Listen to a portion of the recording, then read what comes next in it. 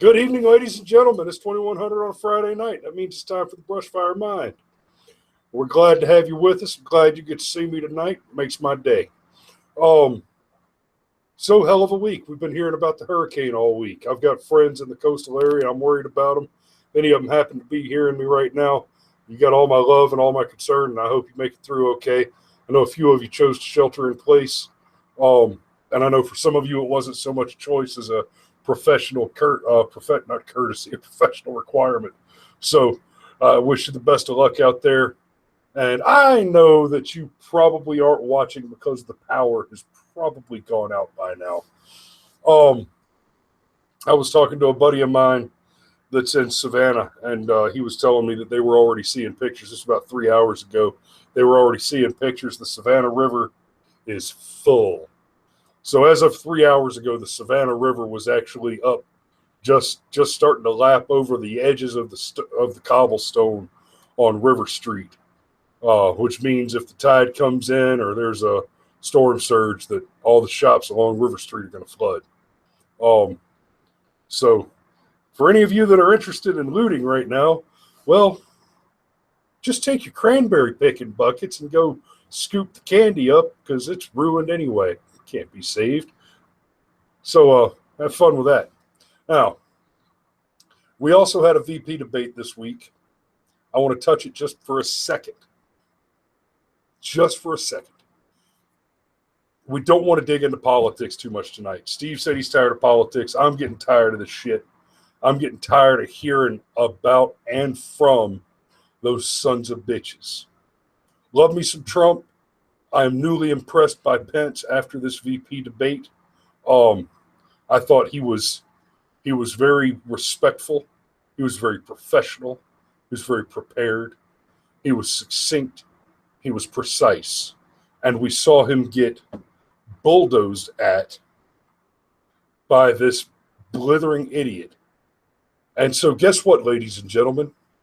Y'all going to go out there and vote for Hillary and give us another run of Democrat madness. And we get another shitburger in the VP slot, just like Joe Biden. How long do we think it's going to be before Vice President Pence starts pointing at the guy with the nuclear codes in the briefcase? Is that just not registered with people? Hillary should be in jail, absolutely. But it's one thing for gross negligence to be probable based on the evidence around her server. Biden pointed at the football on television in front of the fucking world. How is he not, twice? How is he not in prison? How has he not been impeached and incarcerated for that? That's as far as I want to go on politics tonight. That's it. Nothing else. That's it. What I want to do tonight, we're going to brainstorm, we're going to chit-chat, and we're going to bullshit. And our lump of fat that we're going to chew this evening is going to be preparedness, survival, and living. We're going to start by talking about an experience that Steve and I had, many moons ago now. We're going to start by talking about something that Steve and I did many moons ago now. We lived in what we like to call a commune. And we call it that jokingly. But No, make no mistake. That was a commune. It was a band of people in agreement to live together and make things work to make it easier on everybody. Yep. Now, the way we did it, we had 5 adults all working, living in one house, splitting the bills. Now, kids, let me tell you something. If you're in your early to mid-20s, got a decent job, and you can rent or buy a large house with 5 or 6 people you can trust to pay the bills, that's crucial now. But that makes for cheap living. I mean, cheap living. Between the 5 of us, we were splitting $800 a month. We're buying all our groceries in bulk. We're eating our meals at the dinner table every night, like an old school nuclear family. And it was brilliant. That's when we discussed the business of the household. That's when we discussed what we were drinking this weekend. That's where we planned the plan so that we could execute. We shared the chores, we shared the bills, and it was freaking excellent. A very successful model for several years for us. Then I joined the Army. Stephen Christie's family got too big for a commune. They moved out. And a few stayed behind. Not through any fault of the commune, just that we had overgrown the model. Right. Essentially. Right. Yeah, and I mean me, I got a little war sick and had to go do something interesting. And I did. Shooting guns, but selling phone. Fantastic model, and it worked great for us. Yeah.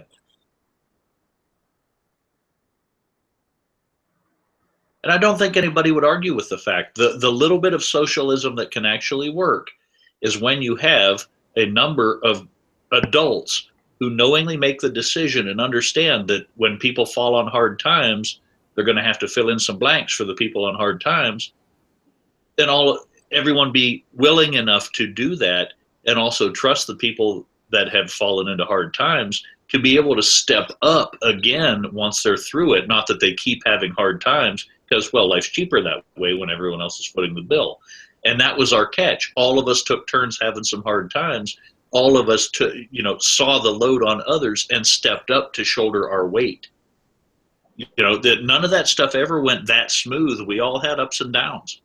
But the thing was, we pushed through them and got back to the ups. And when you're talking 5 or 6, maybe 10 people, maybe 20, when you're talking 270 million, there's a little different dynamic there why socialism doesn't work in large groups. Yep.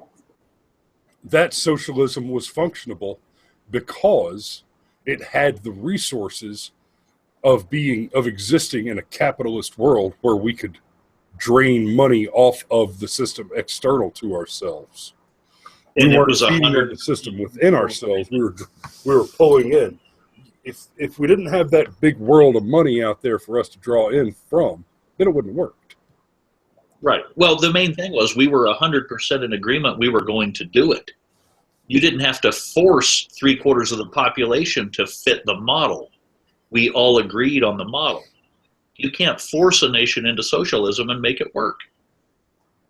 Well, and I mean, like I was saying about us having the external world to work with, when you talk about doing it at a national level, when you talk about doing it with 300 million people, you have to rely on all of the members of the commune to fulfill all of the required tasks of social order. We weren't building roads. We weren't building bridges. We had a little bit of education work going on in the house, but we didn't have to perform necessary services. We could work jobs that were appropriate to our skill sets. So a lot of our success model had to do with the level of voluntarism. Voluntarism, yeah. Yeah, voluntarism. There we go. Whatever. Volunteering. Volunteer. I don't know. No, nobody was voluntold. Yes. You go to pure socialize your communism, and what you have is men with guns will volunteer you what to do. Well, the idea being, we used capitalism in order to make a socialist household function. Never had the idea that to each according to his ability, or from each ability to each need. No, we were all in the same boat. We made sure the bills were paid, and everybody's money after that went to whatever the hell they wanted to party about. They didn't have to give all their money to some other charity. If they chose to, good on them. Not a problem. But you can't do that with 270 million people. You can't force them all to agree like that. You had to argue over the TV remote? No, actually we didn't. We all watched the same shows. It was kind of weird. You didn't have to argue. TVs in our own room. The TV remote. Yeah, and a whole lot of money in the living room. Now, I didn't know that y'all was a bunch of commies like that. This man and I have been family for damn near as long as I've been in Georgia.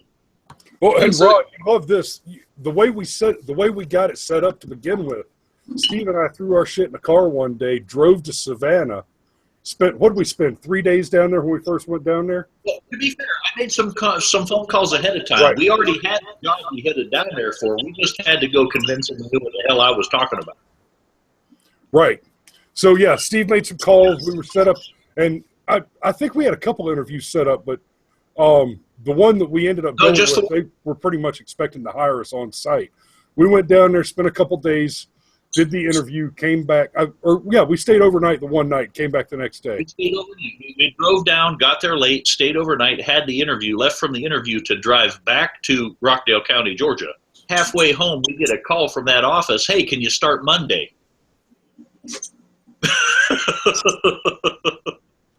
And then we lived for a month and a half in that little motel.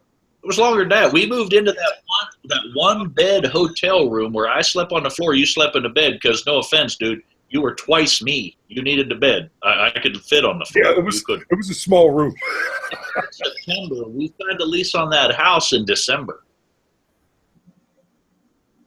So you and I were in that place for 3 months. Yep. Along with one of our other co-hosts, not present, so I won't call him out on it right now. But yeah, we were there from September to December when we moved into the house. Well, Ogre, do you remember talking about the Condominium Act? Yes, and I want to hear more about it. That's one of the things that I want to hear about in this conversation specifically. That's why I brought it up. Now, I brought up the Condominium Act as being the perfect thing for communal kind of living, because that's what it is. The Condominium? Condominium Act. Okay, go on. You got your individual unit that you own, right? And everything right. Other than owned by somebody is a common area. Now, right. I ran a title many years ago out in fancy West Basis Ferry section of town when UPS was moving to town. The president of UPS that was in charge when they were moving, I ran the title of his house that he was buying. And there was a big giant piece of property out there that had been submitted to the Condominium Act. And I got to thinking, and I was like, well, look, the rich people are getting real fancy out here. Well, they had a bridge over a creek that they had to maintain. And so the individual units were like acres in size. And the common area was the little road and the bridge going up back from the fancy road back to the very back where this guy's place was. And so these are mansions that are back up in here, you know. But there wouldn't be anything stopping the hippies from using it other than not knowing to. Now, I'm going to get on to you guys about not scaling up. You don't think it'll scale up? Well, you know, Medicare is pretty big, right? And that's one of the major components in this economy that we have that is the mixed part of the mixed economy, right? Some things scale up for that and some things don't. The reason that so many of the fat rats are getting so fat is because they're taking advantage of people by taking things that should be socialized and making them private. And then we're also seeing the folks that are wanting to take things that are already socialized and they want to turn those back to private. I guess those are like little plums that they can just pluck away. For example, people's Social Security money. Remember how they wanted to privatize Social Security? That's and everybody had enough sense not to do that, right? Because everybody's paying into this little fund, and they go, "Oh, the return on your investment is so awful." Except for the fact that most people aren't going to save any money like that. That's the reason it was put there to start with. And except for the fact that nobody's turning it down, are they? Right? What is it you have to pay in? 15.1% or 15.2% of what you make goes to Social Security? Isn't that what it is? The employer pays half. But that just means that it's wages that you're not getting, right? Now, everybody that I know, of deductions, yes. Everybody that I know that reaches age 65 takes that Social Security money and they use it. Now, the way for folks to survive off of just Social Security money when they reach that age is for them to have a house paid for. You basically have two things you need to do. You need to have enough kids so that one of them will take care of you one day, and you need to make sure. And you need to make sure you've got a daughter that will take care of you, and you need to make sure that you've got a house that's paid for, so you're not paying any rent. Capitalism is a system of rents. Now, if you'll excuse me for a moment, I need to get Mr. Hank sat down because he's woken. You do what you need to. We're here. The only thing I argue, honestly, with any of Rod's points, as far as scaling up Medicare, we've all heard how that's broken. We've all heard how it's an overloaded system, how it's not making enough money to cover what it does. We've all heard about Social Security and how it will be insolvent at the rate we're going before the baby boomers are all done using it. Not that I fault the baby boomers for it. They can't control what their population was. They weren't there yet.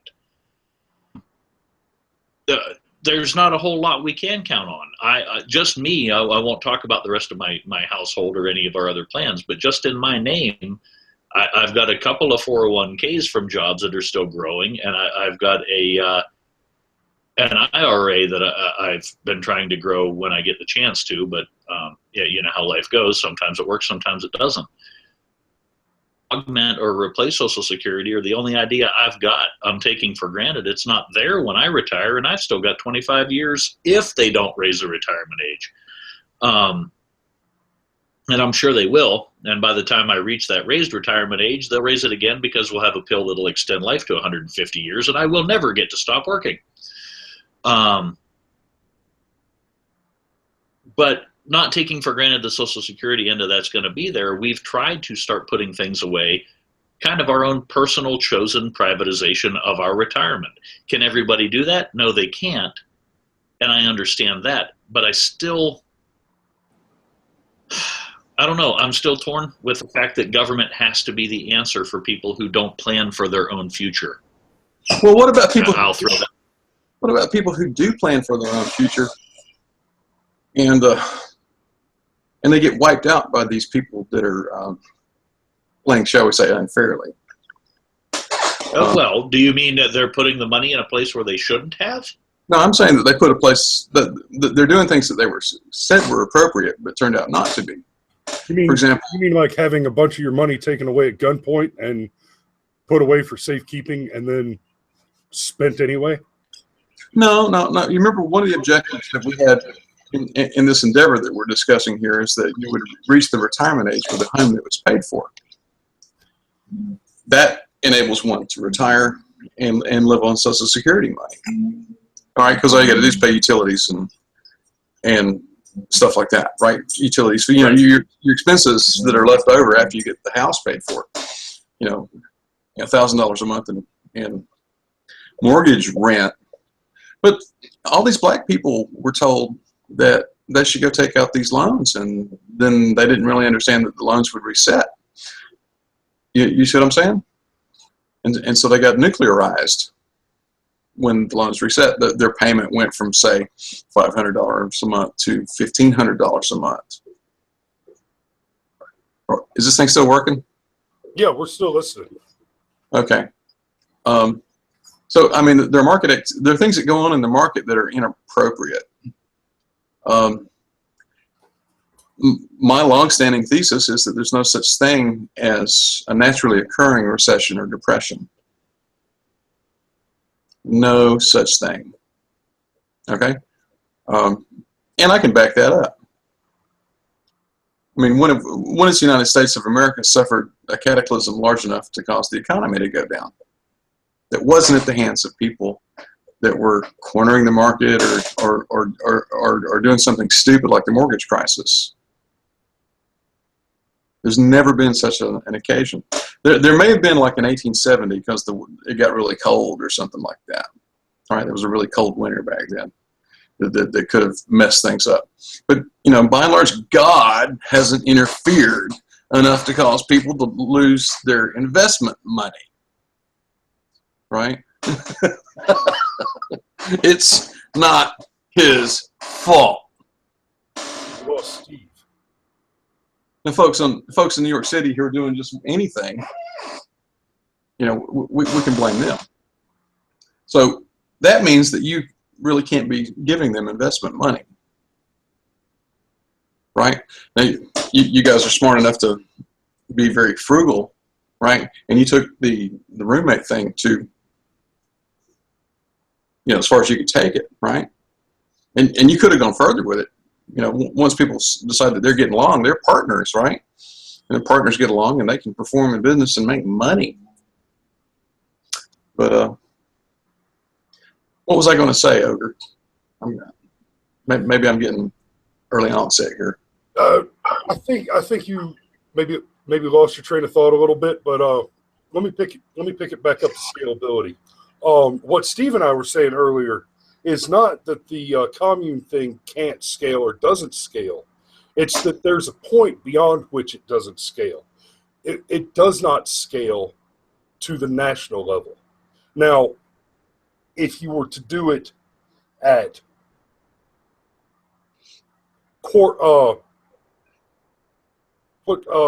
like borough, at a borough level, you know, not quite to the size of a city or a town, but to neighborhoods in a city or town.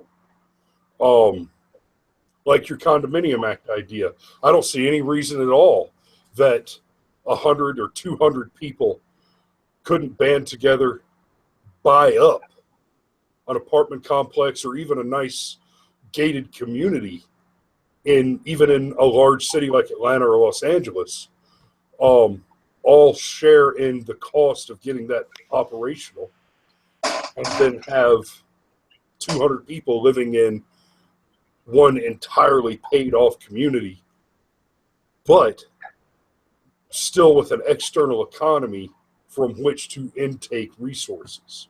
Okay, so what we're talking about there is you take a piece of raw land and you would carry it through the development process. And instead of giving all that money away to the developer or giving all that money away to the contractor, you'd take a piece of land, you would subdivide it, you'd get the plats and everything drawn, the engineering done, and then everybody would have their own lot that they would end up with, right? And then y'all would build your own houses on there. If you're just going to try and eliminate each and every potential for money to leak out, when the opportunity cost of allowing money to leak away from you to escape when you could do the work yourself and retain it, right? Right? You see where I'm going with that? Well, but you would. But you see, I've actually been talking about trapped assets in a media class that I've been working with lately. It's especially interesting in the movie world. There are places in South Africa generally where assets are trapped. If you make money there, then that money cannot leave there.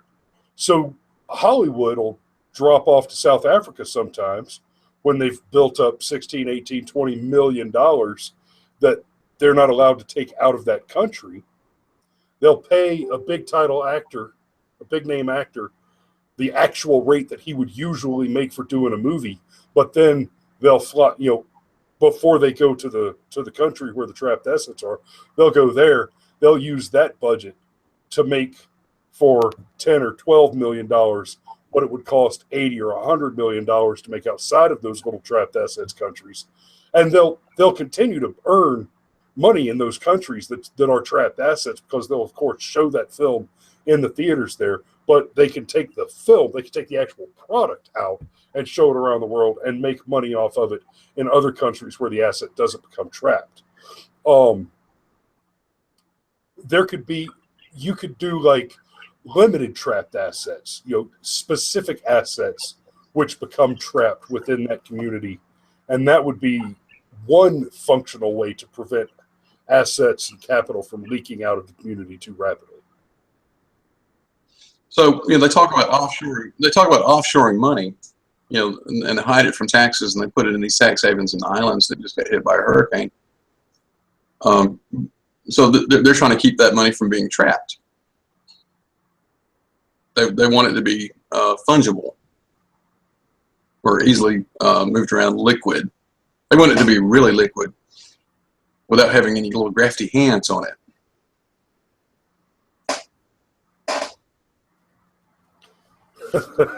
Why are they afraid the Clintons are going to get some more of it? Well,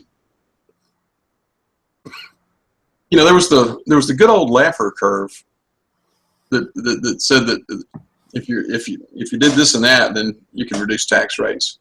Well, I think that the Constitution says that this country is supposed to be living off of tariffs. You see what I'm saying? And with the manufacturing base exported, there's no reason for us not to have a giant tariff. But those things are brought into the country at some little minimal price, and then they're marked up once they get here.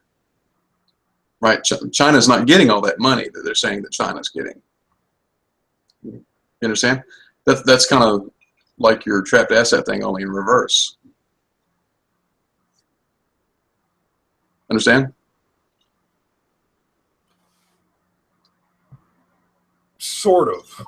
The object is brought from another country, and the assets here are trapped. Or the people here are trapped and can't get loose. They say that the pickup truck costs a certain amount of money at the border, right? Then they bring it on in. That's what it costs to have the thing made in South Korea. But then they go and sell it for many times that more money once they get it here. Have you tracked that any at all? That's the unit production cost argument that we've made so many times. Yes, and yes. So the tariff is what this country's supposed to be living off of, rather than the income tax, the body of the Constitution. And there is no income tax amendment, is there? Yes, there is, and it was properly ratified. Yeah, it's. But we're not going to argue about that. Fourth Amendment, I think. It's 14th, maybe. No. 20. It's up in there. Well, there was one of them in 1913 or so. 16th Amendment. In 1913 or so. But that's okay. It was just a little small tax. It's not going to. It was. Yeah, it's 1913. It's the 16th Amendment. It's right before Prohibition. Yeah.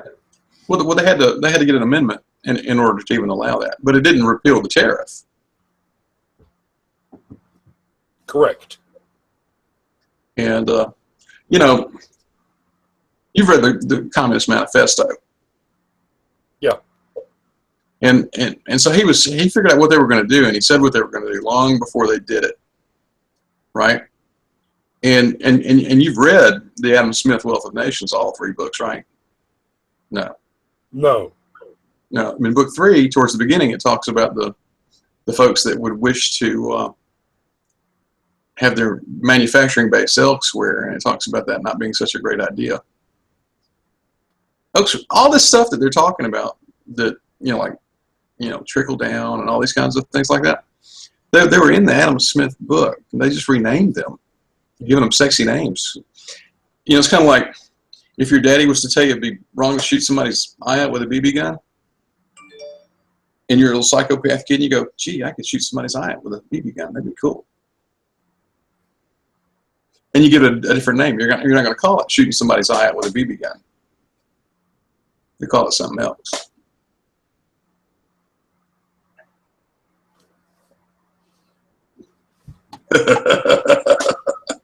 Right? So they give these things sexy names, but they're coming from somewhere else. But y'all were talking about scaling up the mixed part. Well, how far would you be willing to go on the scaling if we could make the scaling of things honest? How much money would you be willing to claw back from these people that are taking profits off of you? If we could make it efficient and honest. Now You'd go all the way, wouldn't you? Now, who would the likely candidates be for having things clawed away. Well, anybody that's displayed any measure of dishonesty across a sector would be a candidate. So that would be energy, because remember, they were doing the rolling blackouts and stuff like that. That would be mortgages, because they've about collapsed the U.S. economy, right? What other candidates could we identify? Well, we could identify anything that results in a monthly bill that everybody has to pay, because those monthly bills are not products.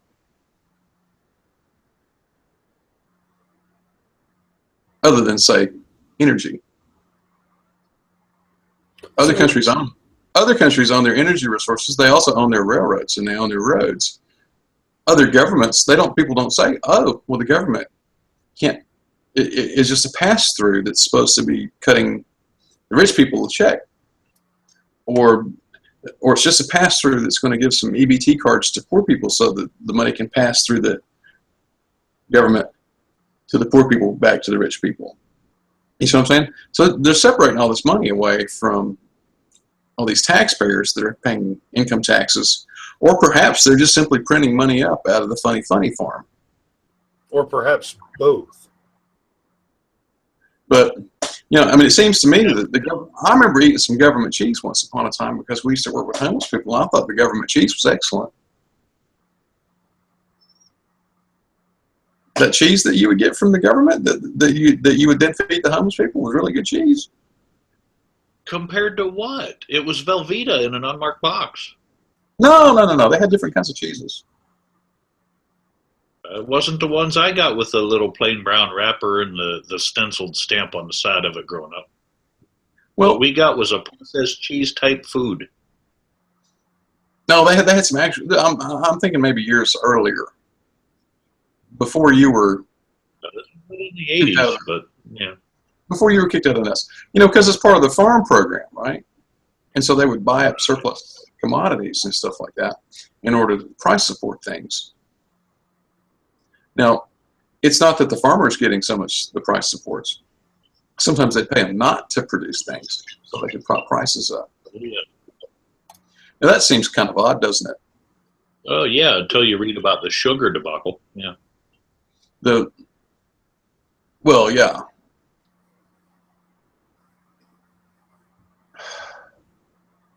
But I'd mentioned a minute ago that everything that results in a monthly bill could be considered a candidate for increased efficiency and honesty.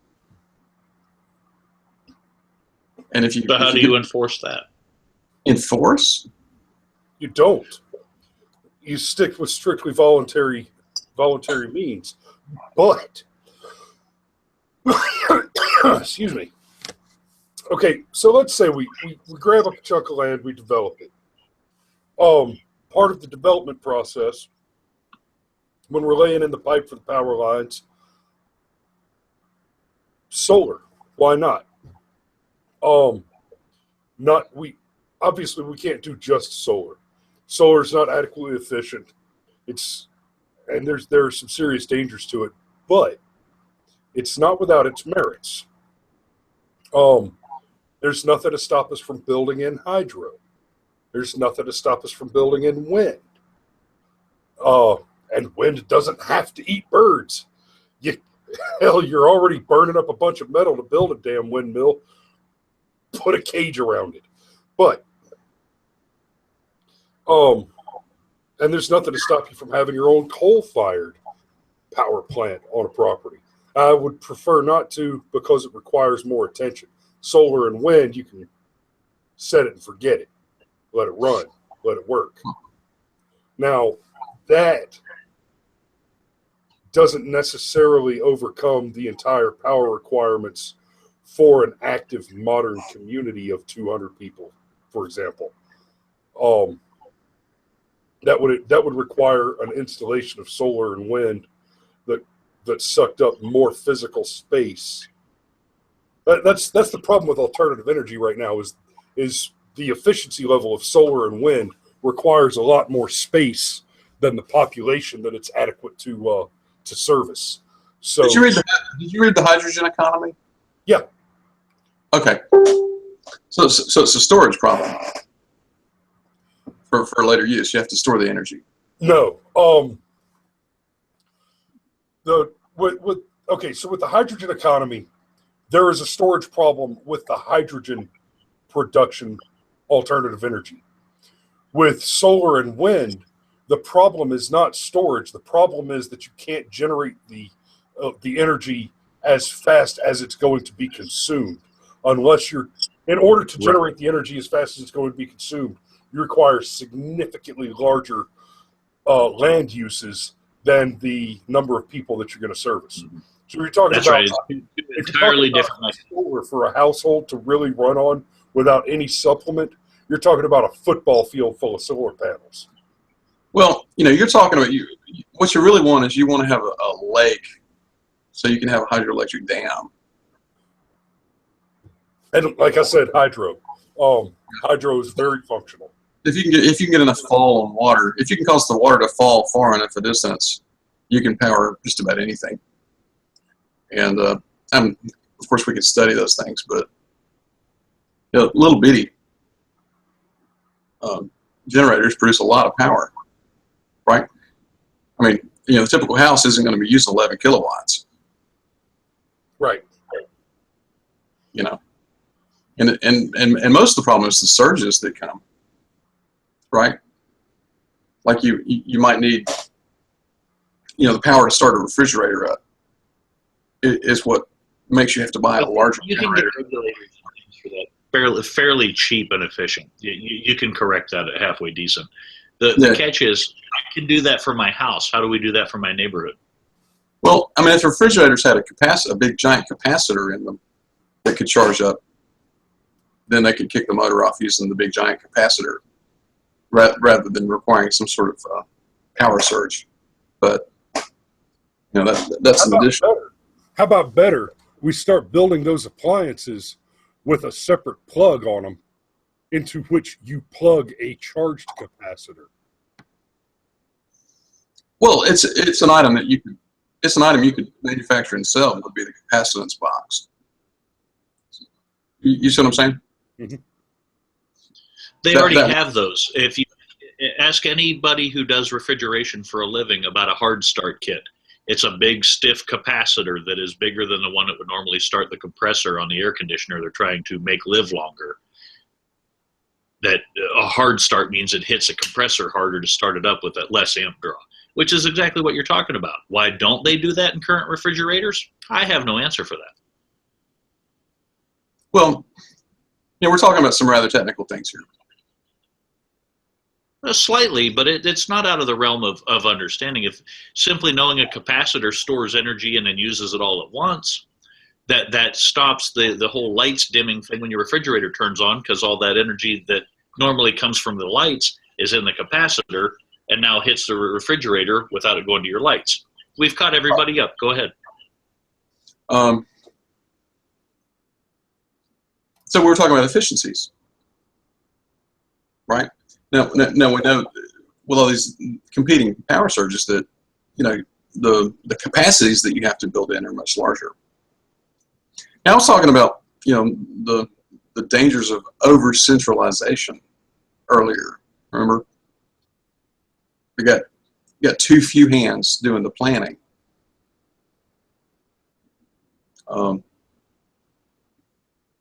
It starts looking like the feudalism thing after a while. But if you're talking about trying to get hundreds of people to cooperate with each other on something that looks like a small scale business partnership, perhaps some sort of condominium association, or groupings of things like, the Mormon children have been coming to the house. They're trying to convert me.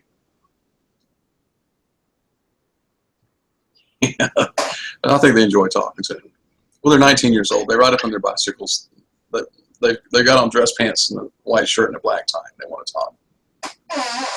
talk.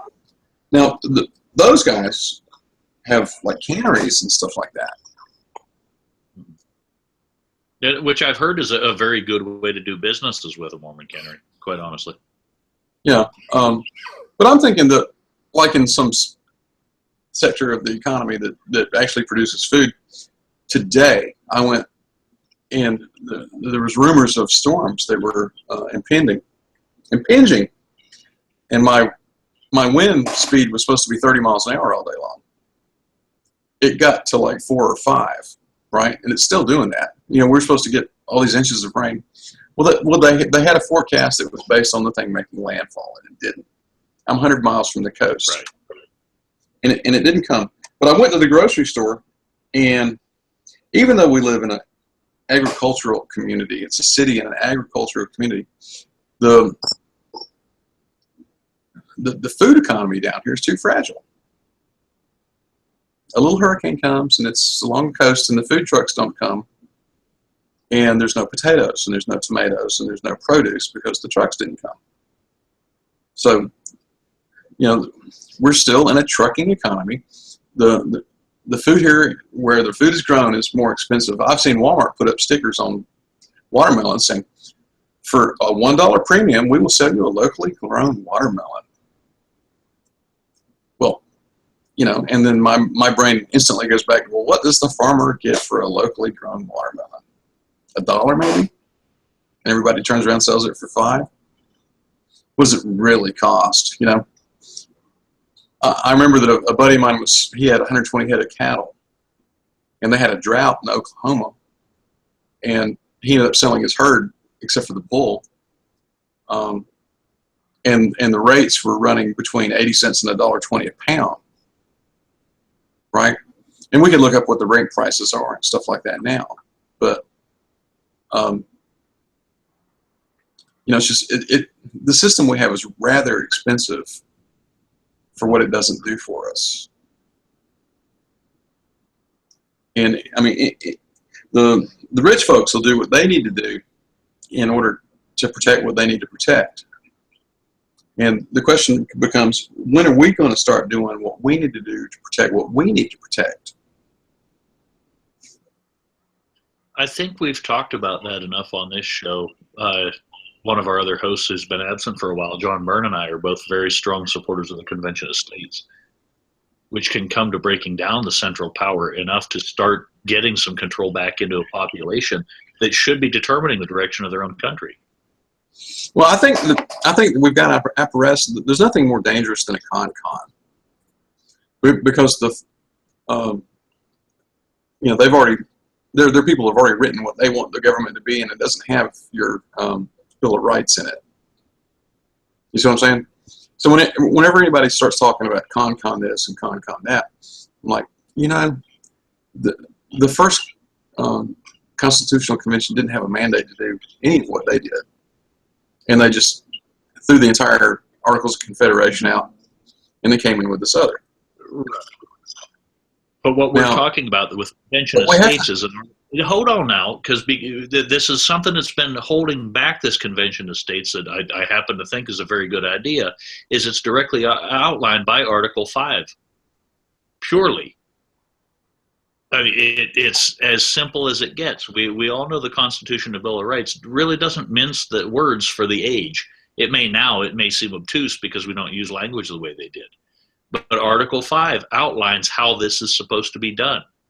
With the Convention of States following that specifically is, well, very much more structured than what the constitutional conventions were. You're right, but this is not that same animal. Well, I would have to say that we'd have to be very careful that we didn't lose more than we gained. You can't have it. You cannot. It is clearly lined out, and if you go to conventionofstates.org, unpaid plug, y'all, go there, it will tell you that everything that happens in the Convention of States has to be agreed on by the states. They can only do that, and they can only pass, they can only support things that are included.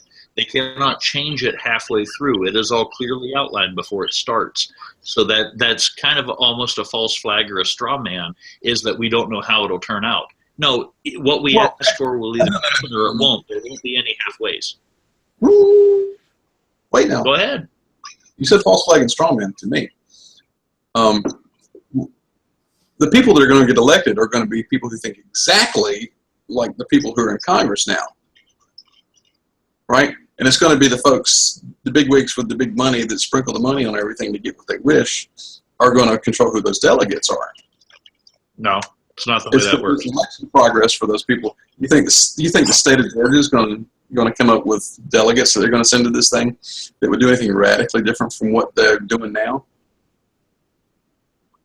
I think if you actually look at the way things are headed that way, you'll be surprised at how much different it is than the way Georgia's run right now. Well, Only I mean, in the fact that it goes away from the unconstitutional shit Georgia's been doing. And Georgia's one of the better ones. Don't get me wrong. We're not the best case to look at for what the convention needs to correct by any means. We've got our faults, but Georgia overall is I think a decently well-directed state. Yes.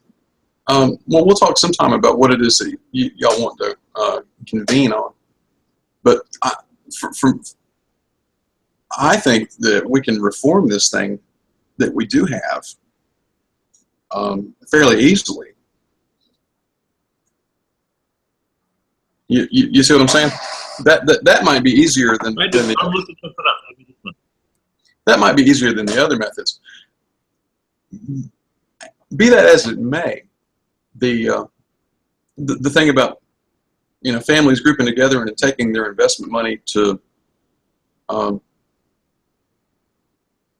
build competing manufacturing processes is a really good idea, and then blocking up any leakages so that they're not getting leached by people who are seeking capitalistic rents, because they need to be seeking their own rents rather than being treated as renters, right? I was looking at bookcases a while ago. I've got another thesis. I don't like fake stuff. I turned the word down there. I usually have a different word. But I don't like fake stuff. I like stuff that's real. So let's say you go into my folks' house or a lot of people's or grandparents' house and stuff like that, and you look around, and what you see is real furniture made out of real wood, and it's real stuff, right? Or you can go into other people's houses, and they're going to have to fight over what Mama bought at Walmart one day. When Mama dies, I want the silverware that she bought at Walmart. You see what I'm saying? So the stuff that like my mom bought, she bought nice stuff at nice places over a lot of different years, and they accumulated good stuff, and they didn't like fake stuff, and that's all that we can buy now. I was looking on Amazon, and if you want to buy a bookshelf that's actually made out of wood, not this manufactured product that they call wood, that has a thin veneer of either plastic or some sort of hardwood, well, those bookcases start at like $500. Well, shoot, man, we need to put together a manufacturing process for $500 bookcases. You know what I mean? Because if they're selling those, we need to saw that wood up into inch thick planks and then plane it and then turn it into the bookcase and put a proper. Because my mama's furniture doesn't scratch very easily because they actually stain it. That stuff that you buy now at the fancy store has some sort of glossy stuff applied. If you ever scratch it, you're toast, right? Because they're putting something on it that goes on the wood rather than soaking into it deeply, right? And that then has some sort of a glossy finish applied to it later, varnish or something. I don't like fake stuff. Well, why would I want to have fake when I can spend less money and have real? That's right. That's right. Well, but that's the whole economy. That's the whole thing. Everything we get is adulterated, right? Yeah. We don't want them to. Yeah. We don't want them to debase the currency. But have you seen the advertisements for the tiny houses, right? Now they're trying to get everybody to move into a much, much smaller house for what will be the same amount of money as Mama paid to have the big house. But they aren't because a lot of places have all those particular structures. Well, a friend of mine just bought a little 10 by 12 foot storage building, right? And I think they rolled it out there on a machine and dumped it off in her yard for $2,000 or something. I'm like, that's not $2,000. It is if they can get it. That's not $2,000. It's just so much money's leaked away from people because they don't know that they can do stuff for themselves. Right. And you You can disabuse them of that. And, but why do they not want a yard? No offense, I know why I don't want one. I hate to cut grass. One of the best things I've run across is making enough money to employ a man who charged a low enough price to cut my grass that it made more sense to pay him to do it than for me to do it myself. You mean you didn't want to get up and you're worn out? Making the money I do. Hold on. Because this is right in line with that is the fact. I know I could save the money that I pay this dude, but his prices to me are reasonable enough to cut my grass. It is worth me taking on a second job if I never have to fire my gardener. And he works cheap, don't get me wrong. It's good for him. It's cheap for me. It's a mutual agreement. I'm not ripping dude off. I'm paying what he wants because what he wants is something I can agree with. But, so that's... You and Cameron.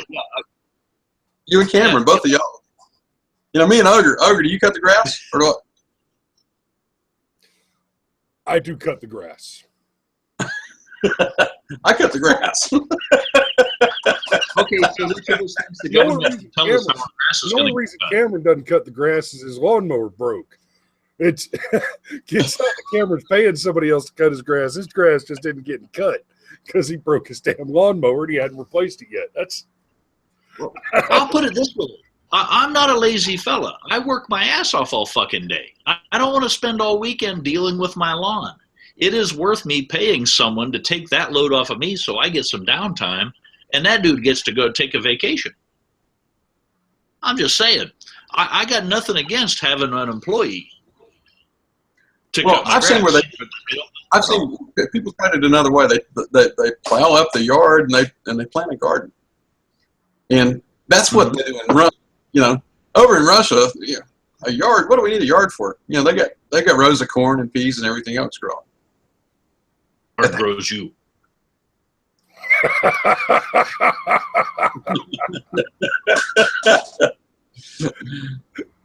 All right, I'm going to tell a funny story, and then we're going to call it a night because it's almost 2200, and we've gone way off we've gone off the topic a bit. We haven't had a topic. Yeah, we did. We were talking about building the communes and scalability and da-da-da-da-da-da, and then we got off on convention of states. So yeah, but it's been a whole lot of fun. Oh, absolutely. And that's what this show's about, having a good time and running the chit-chat a little bit. Okay, so years ago I was hanging out with a buddy of mine. Guy was in intelligence with me, which was amusing because before he joined the U.S. Army, he was a petty officer, second class in the Russian Navy, where he also held a security clearance. Brilliant fucking guy. And he was a tall, olive skin, dark hair, well-built, good-looking dude. But he was shy, and he was complaining that he just couldn't find a date. And I told him, look, brother, we're in Monterey, California, and quite simply, if you can't get laid here, you don't have a penis. But man, I miss veg. So I tells him, look, brother, you got the accent working for you. You're tall, dark, and handsome. You just walk up to some chick in the bar and buy her a cold beer. Tell her a funny joke. Walk up and tell her, in Mother Russia, road forks you. And he looks at me and he says, or no, I'm sorry. You go up and tell her, in Mother Russia, 911 calls you. And he looks at me, serious as a heart attack. He says, no, in Mother Russia, 911 call brings police who beat you up and take money and break arm and take vodka. Just serious heart attack, not a speck of funny in his voice at all. And I'm sitting there, brother, you're gonna have to elaborate. Oh, I was in Mother Russia and at school and in dorm room, and I am called police because I was mugged outside of dorm room. And I call police, and police come and knock on door, and they say, what has happened? I say, I am mugged, and they take money. And the police say, you have more money? I say, no, I have no more money. They took money. I say, you have vodka? And I say, no, I have no vodka. They took money, and I don't have money to buy vodka. And so they break my arm. And that was the story. It's funny to think back on it because he was serious as a heart attack. And that is not a part of our experience as Americans. Thing. I mean, I said, yeah. I mean, I hit him when Mother Russia 911 calls you. No, that's not how it works. Yeah, that didn't work at all. No, Christopher. So I was wrong. So, ladies and gentlemen, it's almost 2200. It's been a pleasure talking to you. Thanks for joining us tonight. This has been the Brushfire Mind, and until 2100 next Friday night, remember, if you build a man a fire, you'll keep him warm for the evening. But if you set a man on fire, he'll be warm for the rest of his life. Good night.